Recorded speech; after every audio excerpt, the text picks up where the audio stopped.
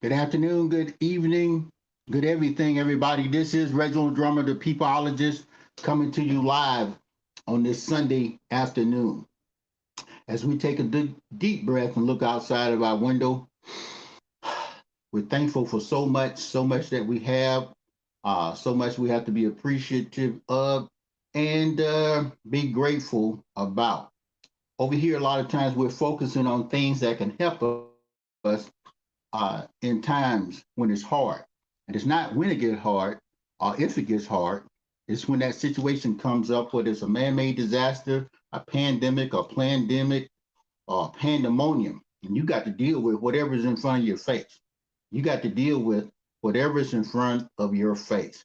Tonight, we're going to be talking about a subject that was really on my mind. We talked about it before, but backyard groceries, things that you could eat in your own backyard, things that you can produce in your own backyards, things that you can grow to create a position of self sufficiency and sustainability for you, your family, and possibly your community. I encourage everyone to like, share, subscribe, and hit that notification button over here at Square Mile Media Atlanta. Square Mile Media Atlanta. That way you won't get left out. A lot of the content that we have, a lot of the shows that are designed to either bring you good news, expose some things to you, or put you in a position so that you will be ready. The acronym WAR. We are ready. If you ain't ready, it's time to get ready. It's time to get ready. Recently, I was in a grocery store. And it's going like this more so now than ever before. I was in a grocery store and I've seen more people start. What's up, big Mr. David Ruffin? Yo, I've seen more people put items back. I've seen more people put items back. Food items. Food items. These items had to be put back because people just don't have the money, the means, or the material to cover the cost. A lot of people are losing their EBT cards. You know, that came and we talked about that some time ago, how to get those benefits. And a lot of people, believe it or not, the government don't think you got to, the government thinking you're making too much money for them to subsidize your food bill and your food costs. I've seen elderly people getting $8, $8, $8 a month. Okay. I've seen families being cut in half. I've seen young ladies with children benefits, EBT benefits slashed, cut in half. Okay.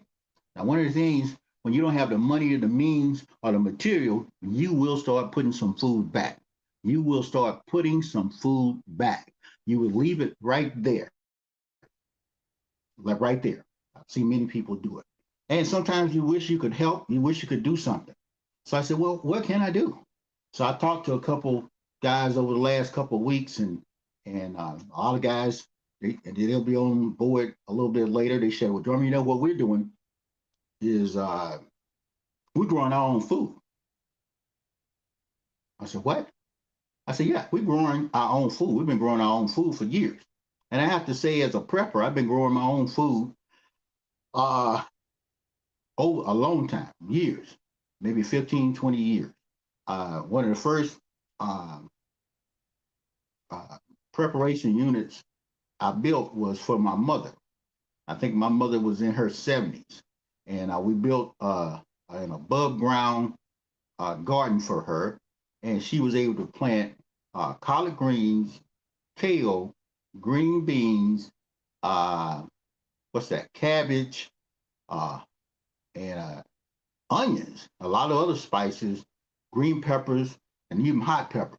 Now, believe it or not, she had the capability of going into her backyard up until she was in her late 80s. She was like 85, I think, when we took the, that's when I found out, you know, instead of having the garden out in the back, in the backyard, where you had to go in the backyard, you know, and get it and harvest the stuff up, we put some items in her patio area.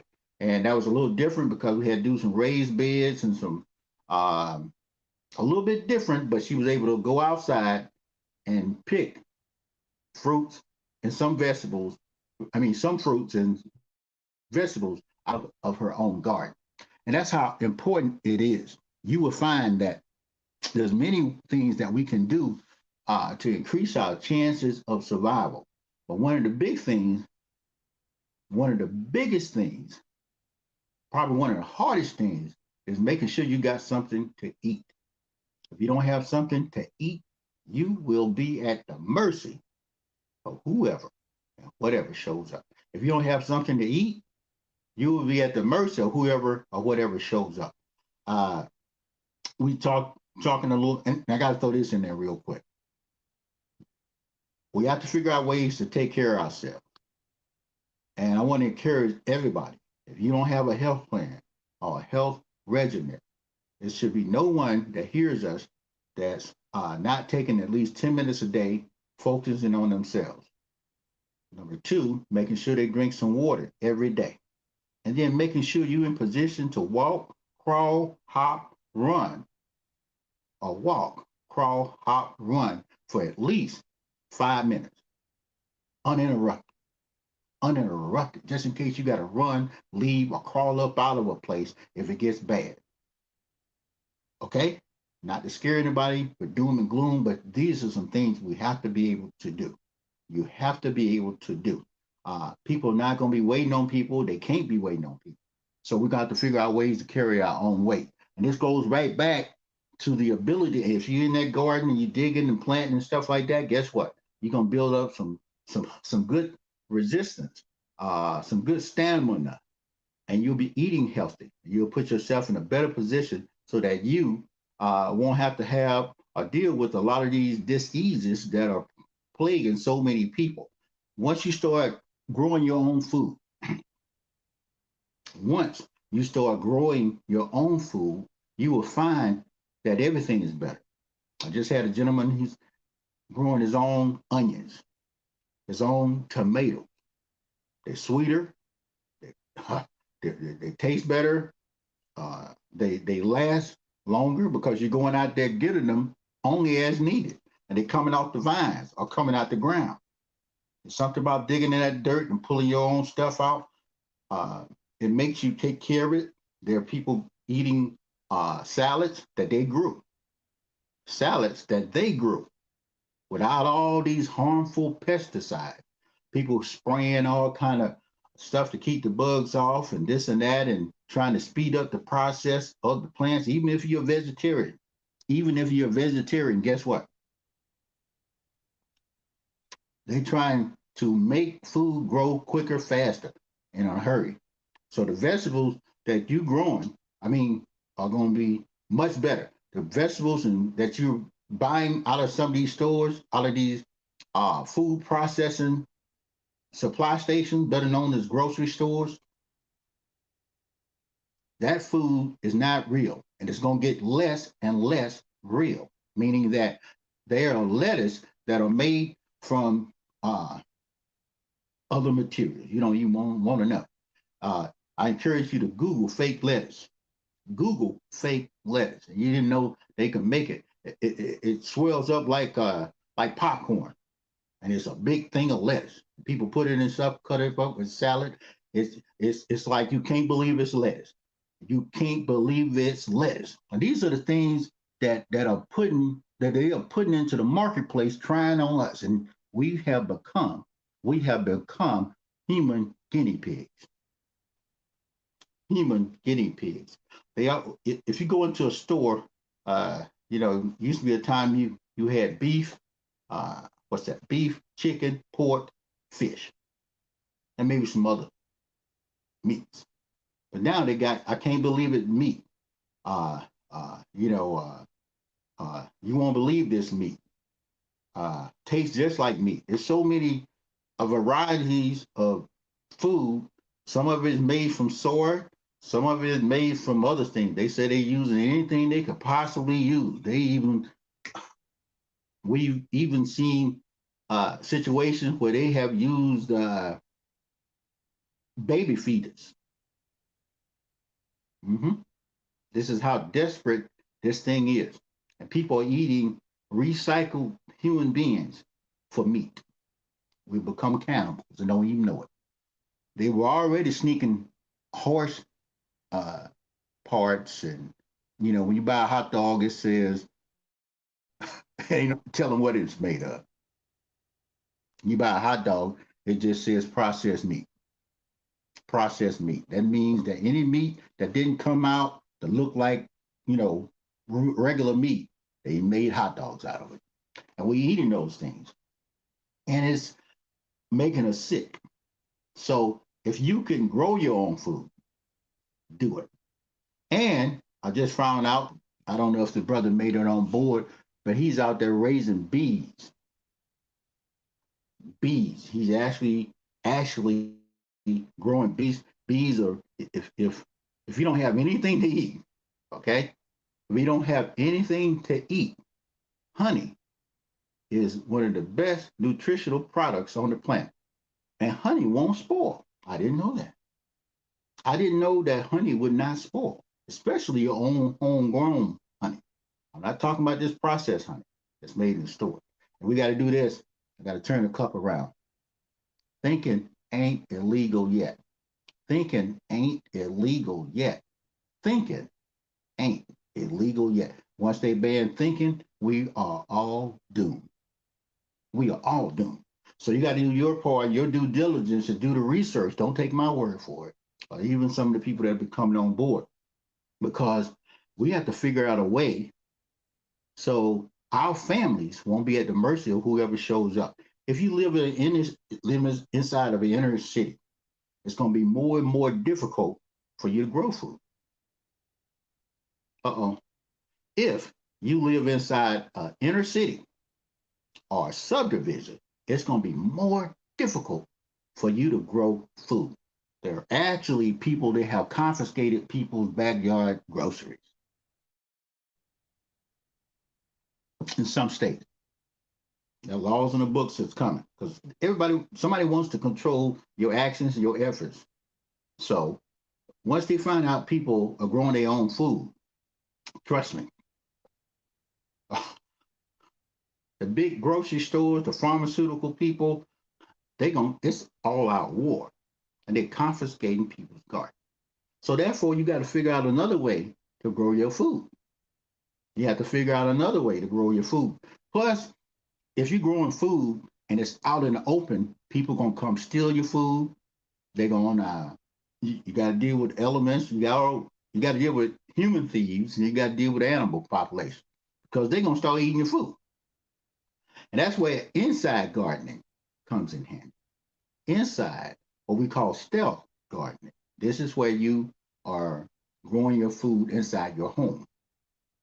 Okay, I know somebody said in the chat, you can also grow seed cannabis. And you can. A lot of people growing their own cannabis. It is what it is. But I'm gonna tell you this: you're growing your own cannabis. You know what cannabis makes you do? Makes you hungry. So it goes right back to what? Growing your food. You can grow all the cannabis you want, but you gotta have something to eat. Okay? So you can grow a lot of cannabis, but you have to figure out some way to do what? To grow some food, especially in the future. We might be able to do it for the next 10, 15 years, but your children, your grandchildren, if they don't know how to grow food, they're going to be in trouble. Well, stealth gardens, you can do these in your garage. You can do these in your basement. There are people with shelves. They're growing them in cups, hydro gardening, where they use water systems, and they got stacks of cartons with food growing in those cartons. And nobody ever knows they got a garden. That's a stealth garden. It's hidden from the public, especially if all hell breaks loose. Because if all hell breaks loose, everybody's going to know where that garden is. And guess what you think they're going to do? They're going to raid that garden. You fall into a situation where you can't protect yourself, can't protect your family, can't protect your home or anything like that. It's going to be difficult. It's going to be very difficult. So if you can create in-house stealth-like gardening where you create grow items, especially your spices. You can grow all kind of spices. You can grow peppers. You can grow oregano, garlic, all kind of stuff. You can grow uh, a lot of things you can grow into your home. There are some people that have gotten so sophisticated, they have the capability of growing tropical items. And that takes a little bit more creativity. You got to use heat lights and all kind of stuff. But there are people growing mangoes, pineapples, cantaloupes, all that in their house, in the comforts of their home. They don't have to leave or go get nothing.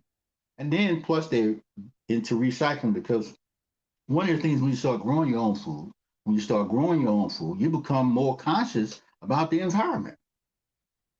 You become more conscious about the environment. There are people that actually using the residue from their food. You peel an apple or some plums, some grapes, or some lettuce. You cut the heads off of cabbages. Uh, you take all that, you turn that into compost. You turn all that into compost, and guess what? That's better for the soil and for the food to grow than anything, any fertilizer, anything like that. So these people are self-sustaining. They completing the whole food chain.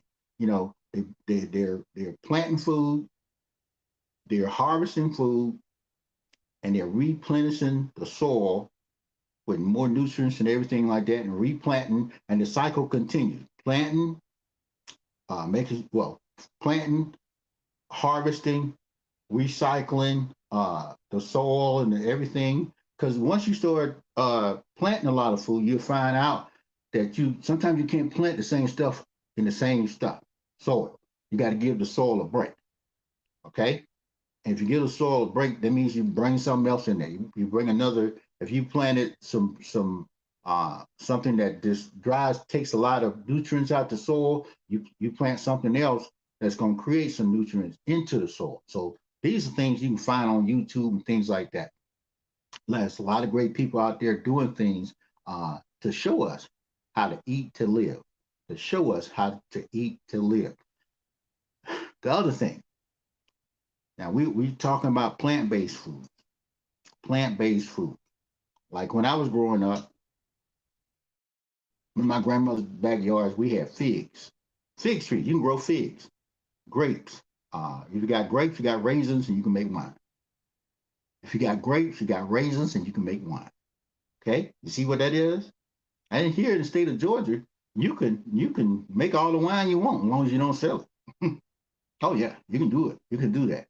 Yeah, but again, those are in rural areas. They're trying to enforce it where they see you with a grapevine in the city, they might get suspicious. Okay, but you can make your own wine, all this type of stuff. But we had pears, we had figs, we had cram apples, we had pecans, uh, peanuts here in Georgia in the South, peanuts, peanut butter, uh, all kind of things you can make out of peanuts. George Washington Carver thank our ancestor for making sure we knew how to make stuff from peanuts. Sweet potatoes. If you can't grow nothing, you can grow a sweet potato. I mean, that's one of the first things we learned how to grow when I was coming up. A potato. You stuck a potato in some water, and you remember the little things start coming out the potato. That potato ready to stick in the ground, and it's gonna make some more potato spuds. And you can, they said the people of Ireland, I think it might have been Idaho, but they said when the famine hit, when the famine hit, guess what they ate? Potato. Plus, you can make alcohol from potato. You do your research. That's the good thing about these vegetables. They can turn into other things. Okay. But like I said, when I was growing, we had all that. And another thing, once you start growing and you got enough to take care of your family, maybe your friends and your community, you can start storing groceries. There's a process called canning. Canning. I encourage everybody to look that up. I'm gonna share it on the We Are Ready page. Canning. This is where you can preserve stuff. You can preserve stuff for a period of time because you might not eat all this food, and you grow this food. You got to have a way to store it, and you got to think. Thinking ain't illegal yet. Okay. You might not be able to freeze a lot of stuff. You might not be able to freeze a lot of stuff. So canning becomes important. Canning, you can leave stuff on the shelf for a long time. For a long time. If you ever, I remember going to my grandmother's house, she had all kind of stuff: fig preserve, pear preserve, apple sauce. Maybe she made her own applesauce, mash them up, all this stuff, put them in these ball cans. I think they still got them. And you put them on the lid and see, now they got these plastic things that suck all the air out. And you can store stuff like that, but ain't nothing like glass. Ain't nothing like glass. You get a good seal on the thing and it'll stay there. You can do peppers, people put vinegar and different things in there, and hot peppers, they got hot sauce. You make all that stuff. You can make your own ketchup. It's a little process. And it's better than the ketchup you get in these stores. It's just a matter of doing it. You get some of these juicers and different things. They can make stuff where it's liquid, or they can make it like a paste. Next thing you know, you got ketchup. You got ketchup. Okay, these are things that we can do to help us survive. But the canning process, if you got stuff, food, green beans, cut them up. I think they boil them a little bit, and it's a process for canning. It's a process for canning, but you can actually have stuff that sit on the shelf for up to a couple years, couple years. So now you don't have to worry about, you still growing in your garden, you making sure you completing the cycle, you planting, you taking care of the plants, and you harvesting, and then you recycling or replenishing the soil, and then you planting, make sure you take care of them, harvest, that's certain, and it just keeps going. And then between that, you canning, you're storing stuff up, you're storing food. You, Back in the day, had pantries. A lot of people got basements. Now they got pool tables down there, video games. But you better put you some food down there. Okay, how much you like Madden? What's that? The video game. If you hungry, or your family hungry, it ain't gonna be happy. So, word to the wise: find a way to store food once you harvest it. You don't have to eat all that food in. You don't have to eat all that food up. Okay. Now I know we're talking about backyard groceries. Okay. There are some people, and it might be. Uh, it is coming to this anyway. I might as well put it out there. A lot of us want to move out of the city because you can't do a lot in the city, and it's gonna get worse. It was hard when it started. It's gonna get harder before it gets through. It was hard when it got started. It's gonna be harder before you get through, before this thing finishes up. Not only do you have inner city problems, inner city crime, and things like that, and it's trying to bring food inside some cities, but they're putting people on a lot of pressure. You got to have certain restrictions, all this type of stuff. It costs people a lot of money to try to create these gardens and different things. So that's going to move and motivate people, especially a lot of minorities, to get up out of these cities, to get up out of these cities and go into the rural areas. In the rural areas, you got a little bit more leeway. You may look at Bubba and all them and say, man, why are these folk moving out into the boondocks, the boonies? Well, look, you got internet access. You got everything you need. You don't need to be in a city. You can go out there, start growing your own food. Not too many people going by, sticking their nose in your garden, trying to see what you got, seeing what you're growing. You can grow whatever you want. You can grow whatever you want, whenever you want. And then you got to figure out a way to protect it and all that stuff too. But you bring us another dimension when it comes down to backyard grocery. You can start having livestock. I remember when eggs got up to about $7, $8 a carton. Man, people were putting eggs back. Cartons. They couldn't afford them. They couldn't afford to drop them or eat them. You couldn't drop them because you had to buy them. Now, imagine, just imagine if you had a chicken. Believe it or not, down in South Georgia, I got friends, they didn't miss a beat. They ate eggs every day, scrambled, omelets, whatever. Chickens will lay eggs. Chickens will lay eggs. If you can get chickens,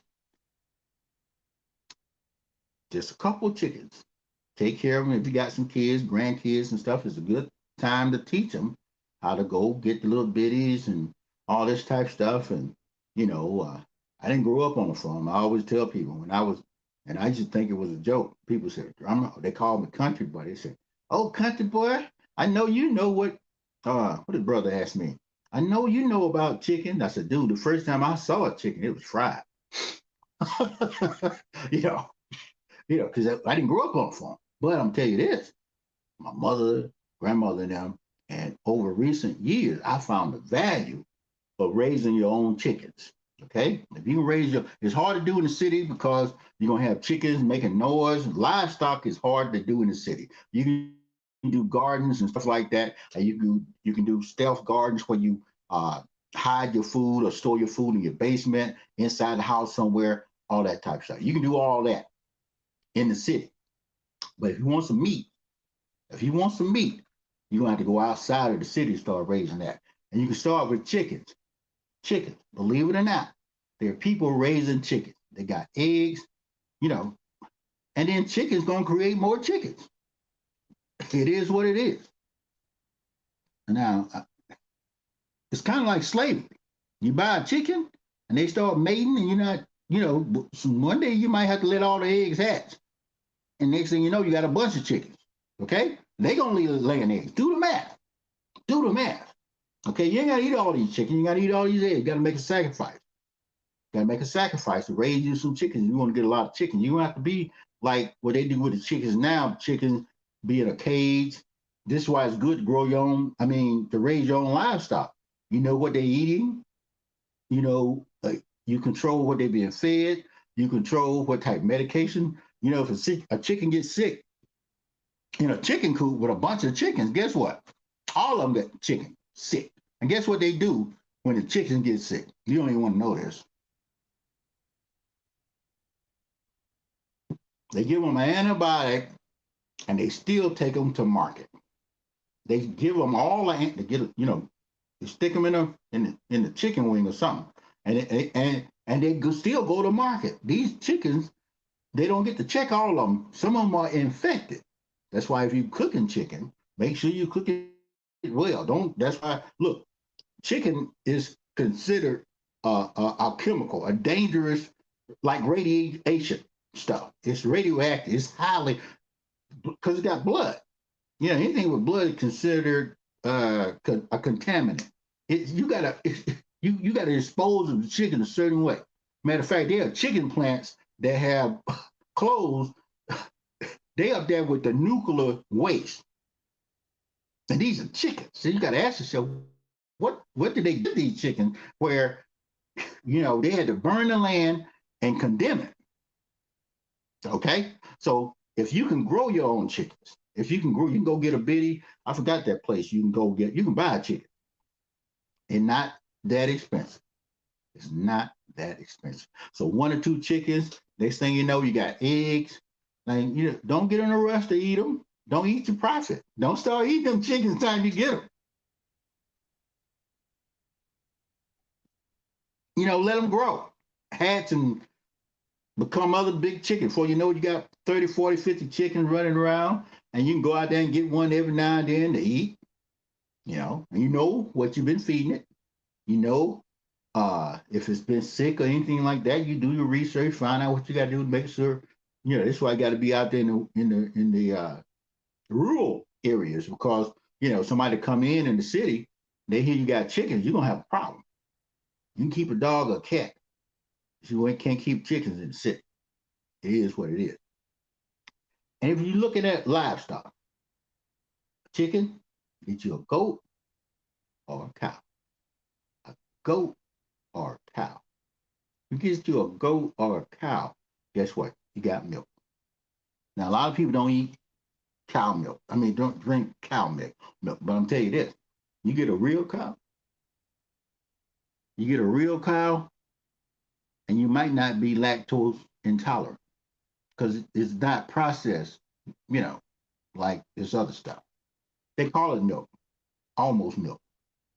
You're gonna find that most of the stuff that's out here is almost what it is. It used to be milk, but it's not anymore. They become pus. Matter of fact, there's so much. One reason why you have problems when it says lactose intolerance, you got milk and you got pus. So your body is rejecting the pus, and it's been pasteurized, cleaned up a little bit, but it's got to be enough to keep that milk flavor. That's why you were like, "Ooh," and you know what they do over here? They take milk, and if it go bad, while they processing it, they turn it into buttermilk or some cheese or something like that. But if you got your own cows or your own goats, guess what? You can make your own cheese. Oh yeah, you can make your own cheese, and it's better. Probably not gonna give you all that cholesterol. It is what it is. Um, Goats, and then a lot of people, a lot of people eat goat.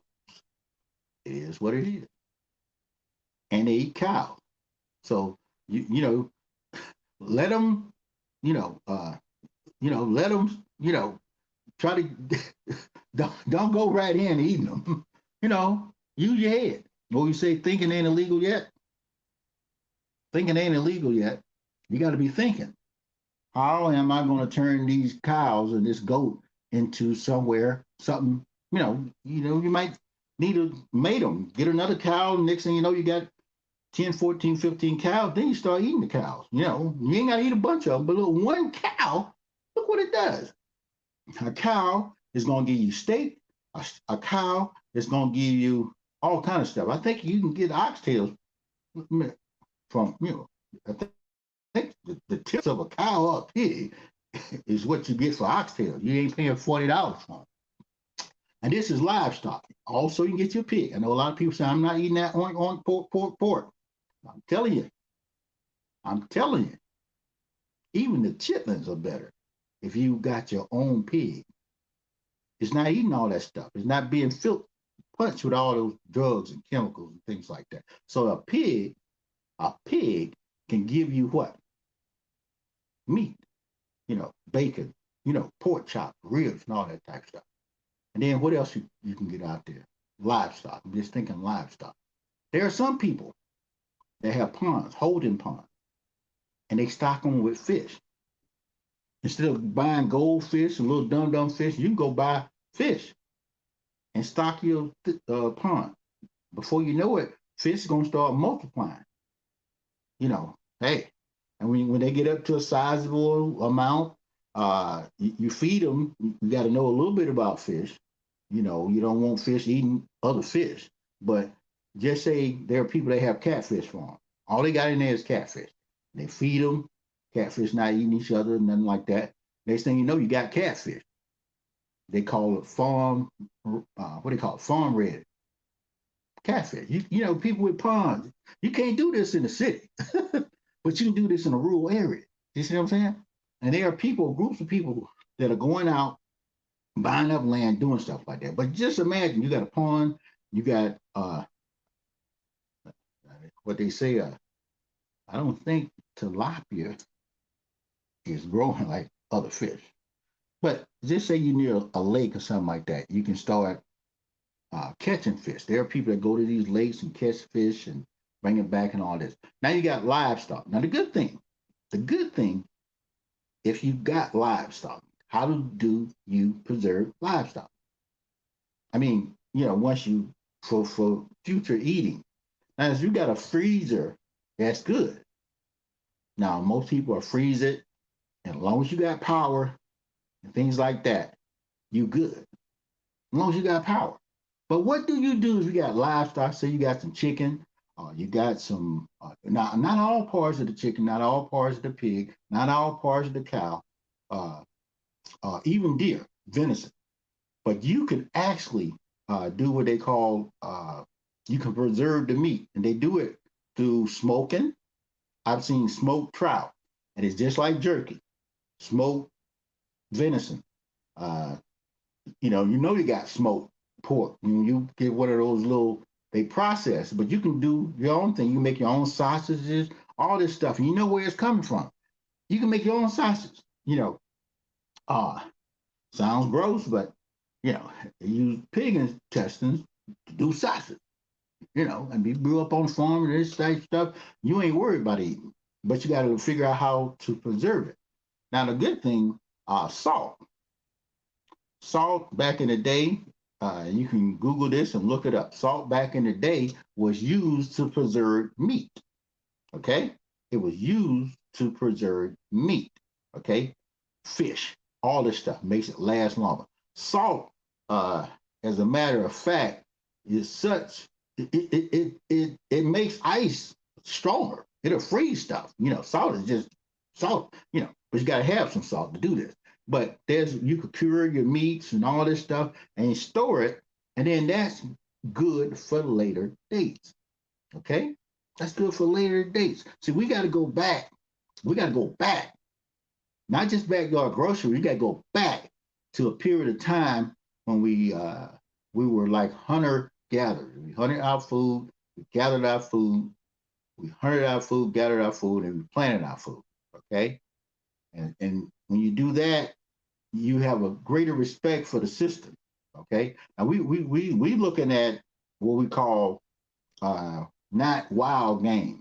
These are, for lack of a better word, domesticated meat.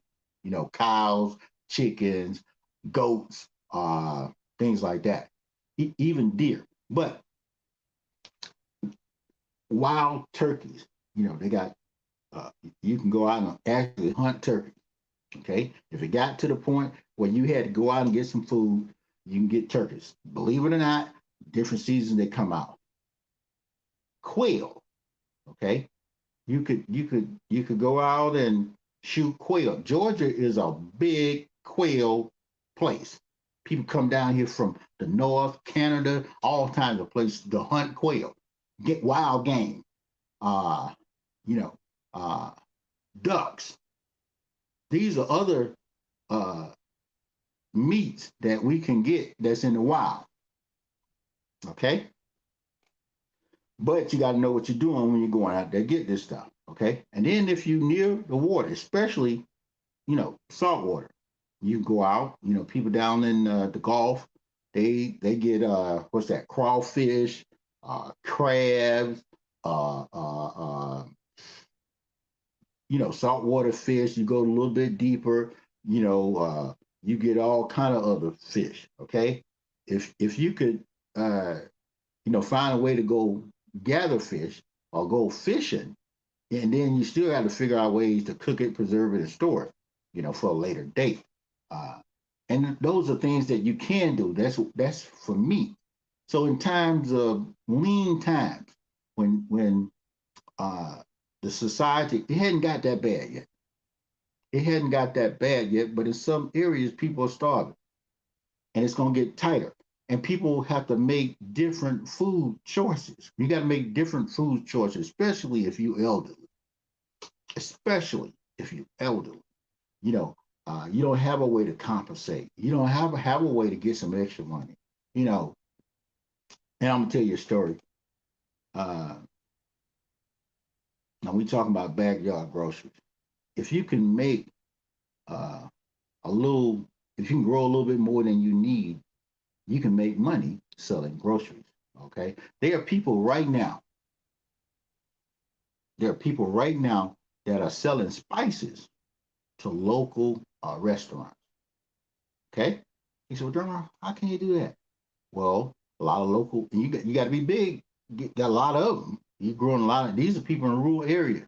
They start planting cotton, uh, corn, and they growing stuff like oregano, uh, all this onions and garlic, because a lot of local restaurants are being motivated to buy local produce.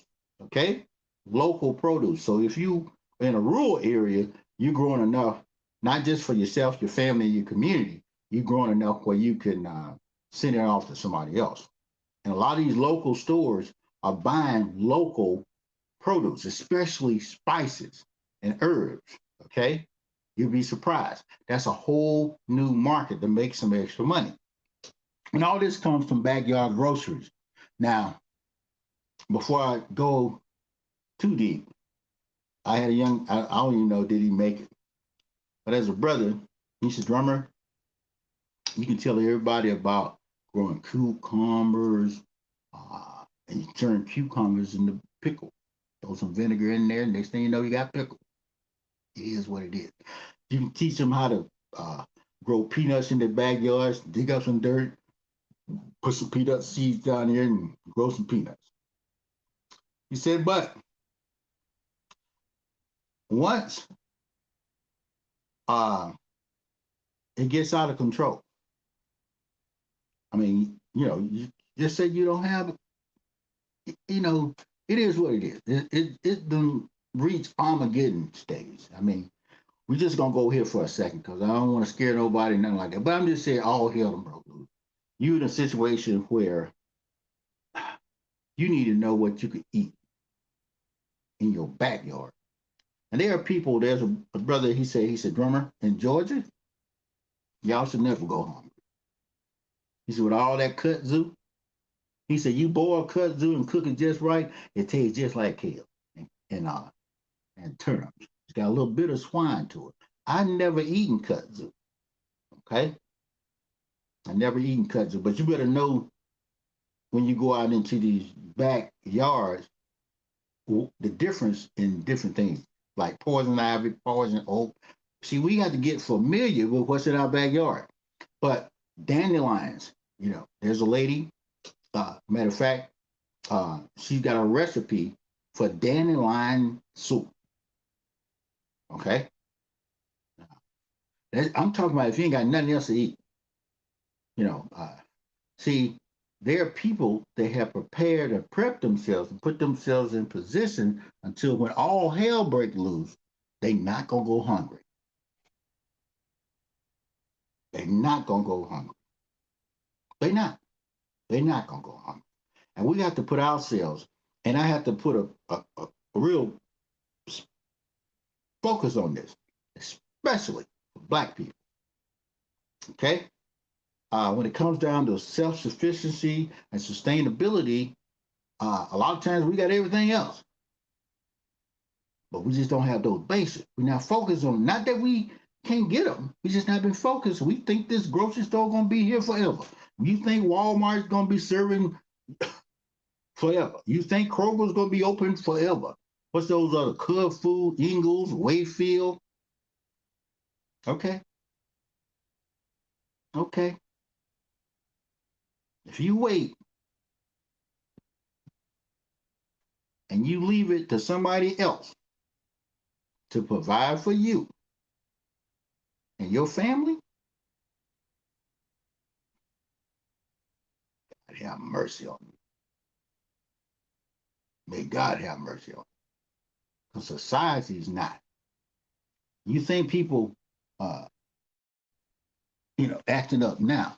When people get hungry, when people get hungry, when people get hungry, I'm talking about, see, most of us in America, we have not been hungry. We've done without a meal. I mean, when you get, I'm trying to think which is worse, being hungry or starving. Let's say when you start starving, okay, being hungry, we might, some of us have been hungry. You say, man, Drum, I'm so hungry I could eat a horse. Okay, Drum, right? But most of us are doing without food by choice. I'm on a diet, I'm fasting. Okay. Just imagine, just imagine you're in a system where grocery stores have closed. I'm not talking about for 3 days because they ran out of supplies of food. So most people can take 3 days. And I got to throw this thing in about water. Uh, we're going to talk about water because we got to talk about water because if water gets tight, you got to know how to clean it. You got to know how to store it. preserve it, and reuse it. Water, okay? You got to know this. Oh, yeah. Cultivating Curiosity Project. Oh, yes, this is good. Agriculture, uh, from what we can live to eat. Uh, this is from the University of Georgia for everybody. Oh, that's on our uh, YouTube page. You can see that. And thank you, Ms. A, for putting that out. You know what? Yeah, remember back in the day, the 4-H Club, they taught us all this stuff, how to grow stuff and this and that. A lot of people ain't been paying attention, not in 4-H Club, not knowing how to go and get stuff and test your soil, know what I'm looking down here, uh, food and health, how to grow things.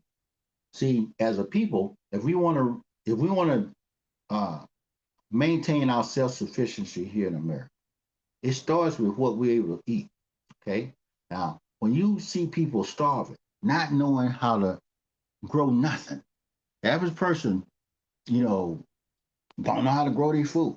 At least in the country, folk know how to grow something. You know, there are many master gardening extensive volunteer programs. Oh, that's good. There's got a lot of programs that you can join that you can learn how to grow your own food. Gardening. They got inner city clubs that people are doing where they can grow their own food. Contact your local county office. You know, they've got all types of groups and organizations on Facebook. All these social media is still, you know, doing some TikTok stuff. You need to be seeing what people doing to grow stuff. And they got some people out there growing stuff on TikTok, on Instagram, on Facebook. We got a plethora of tools that we could use so we can empower ourselves, our families, and our communities. Uh, if, and that's a big if you ain't ready, if you ain't ready, and stores close down for 3 days, 3 weeks, 3 months. If a store closed down for 3 months, you start. If you don't have nothing stored up, you see these movies where these folk are like zombies because they're hungry. They starving. They just going out, they base heading. They just out looking for food. And now we hadn't had this problem in the United States, but when it happens, and people go on 6 months to a year without a food source, without a food source. Right now, this is when you're gonna have to be able to protect yourself because people will find food. They will sniff it out. They would be like animals. And you got to think, if people not eating, guess who else is not eating? If people are not eating, your pet's not eating. And most of your pets are not trained to go hunt. Now, it's different. You got a dog that can go find something to bring back. Okay. But if you got a dog that's a domesticated dog, you know, I feel sorry for people with pit bulls. Okay. It's not going to be nice unless you got them protected and you can give them some food. Because these animals will start to turn on you because they don't have no food. So this is why food supply is so important. You got something to give them, feed them, all this stuff. But we got to be thinking like this. I know it's like doom and gloom.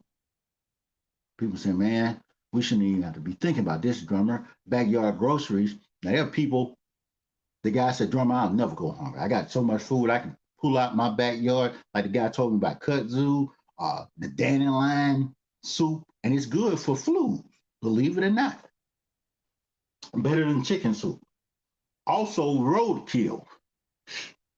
And I know there are people, squirrel, all the stuff that you see running around in the trees, crawling, birds.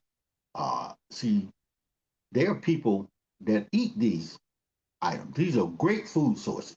These are great food sources for people. Now, you'll pass right by it and you'll starve to death. You and I might pass by it and we'll starve to death in a land of plenty. You know, roadkill, roadkill. Most of us don't need a lot of meat, okay? If you want to season some stuff and you're growing some spices and different things, and you can find something, a meat item, It is what it is. Okay, it is what it is. So we have to learn how to prepare food that is not normally food that we consume. Okay, there are different things you do.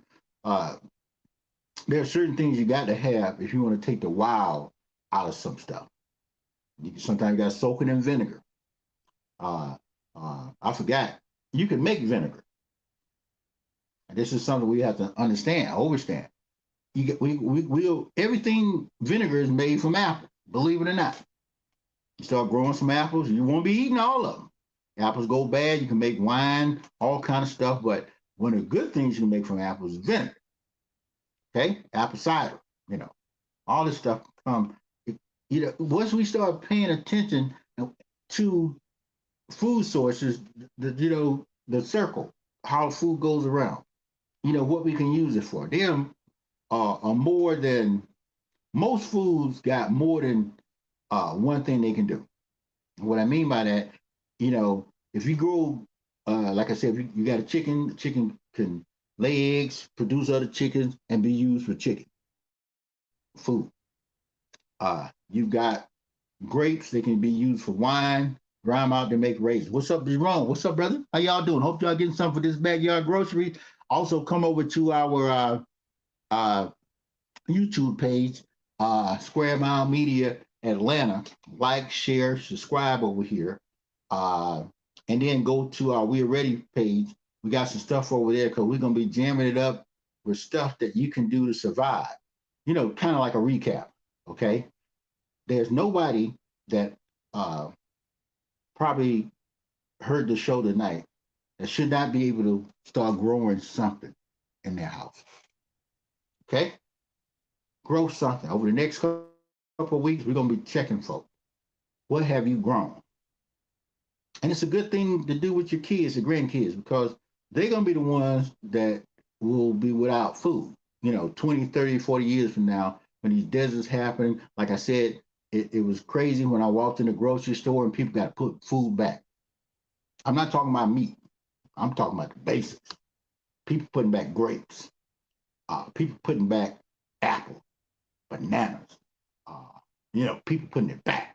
I mean, it's and it's going to get hard. But most of anybody that heard or listened to what we said tonight, start planting something. I don't care if you don't do nothing but plant some oregano. Trust me, you won't starve if you got some oregano to eat. Garlic, you can plant garlic. You can eat garlic. At least you won't starve to death, okay? Bell peppers, grow some bell peppers. You can grow sweet peppers. You won't starve. At least you're eating salads, okay? Vegetables, green left, what they call leafy vegetables. These things can start popping up and you start eating them in a couple of months, okay? And then when you learn to plant, harvest, and store items, you're going to be in a better position because now you got an arsenal of food, okay? So when it gets bad, you can take care of yourself, your family, and community. So this is why it's so critical. This is why it's so important that we learn to do something in our backyard. Now, if you don't want to go outside and start digging up and you're afraid your neighbor's going to come over and take your food, start planting inside. You can take a cup and start putting something in it. Some spices, especially spices, grow them. Like I said earlier, the first thing I ever learned to grow was a potato. You stuck a potato in some water, plop, plop, fizz. A couple of weeks later, what? It starts sprouting up. You stick that potato in the ground and you get spuds, and there's ways you can cut them spuds off. Next thing you know, you're growing potato. And you can do this in your basement. You can do this in your, you might not want to do it in your living room. I'm a chef and I like help and got a alkaline water. Oh, yeah, sea moss and all this stuff.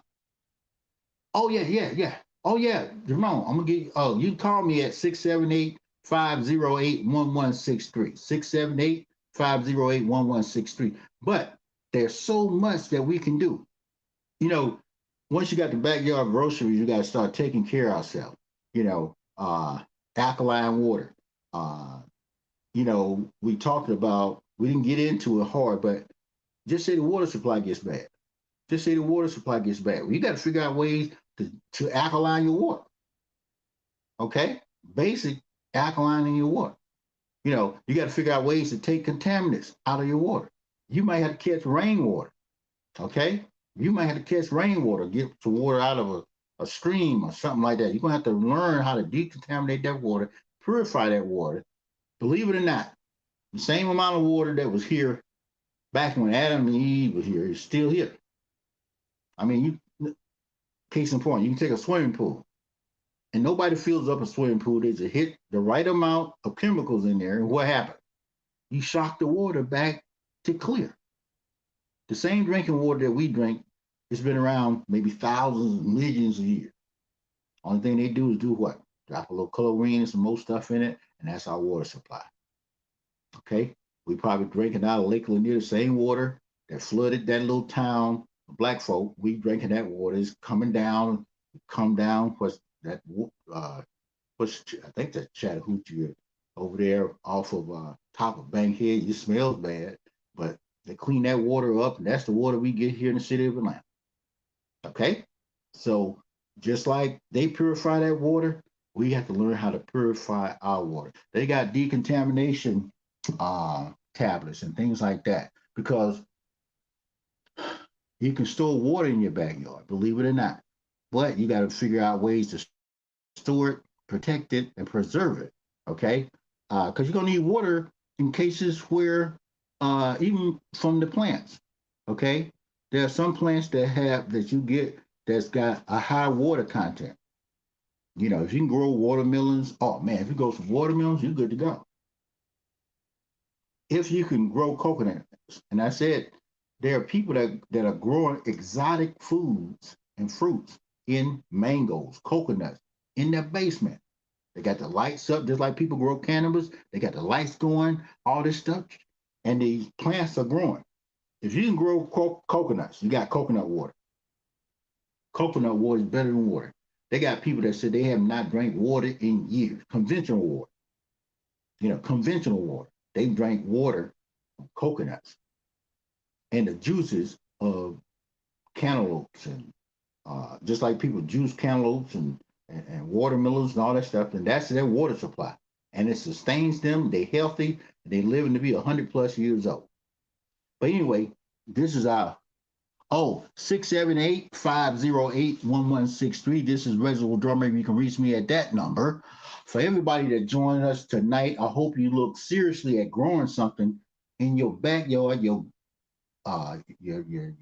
den, your basement. It doesn't have to be nothing big, but grow something that you can eat and your family can eat.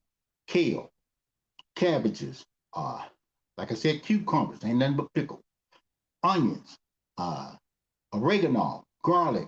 These are the basics. You can build boxes. You can use crates, anything. Put some dirt and put a trash bag around it. Catch the dirt, catch the water, throw you some seed in there and start growing something. When you start growing something, you say, oh man, you know what? Life. You just put something, you grew some life. You produce life for you, your family, and your community. And this is Reginald Drummer, the peopleologist. I thank you for listening to us tonight. And we have to be ready at all times because guess what? If we stay ready, we don't have to get ready. If we stay ready, we don't have to get ready. And you do not want to be at the mercy of whoever show up. You ain't got nothing to eat, they control you. I don't care what religion you are. I don't care how much money you got. If you don't have nothing to eat, guess what? You will be at the mercy of whoever show up. How often? Oh yeah, every week 9 o'clock we got something to talk about, and over here at the wheel, we are ready. I'll encourage you to like, share, and subscribe. Go over, and you'll see a lot of content that we have, whether it's good news, exposed. We are ready, which acronym is WAR, because believe it or not, we are at war. If you don't think you're at war, turn on the news. But anyway, this is Reginald Drummer, the peopleologist.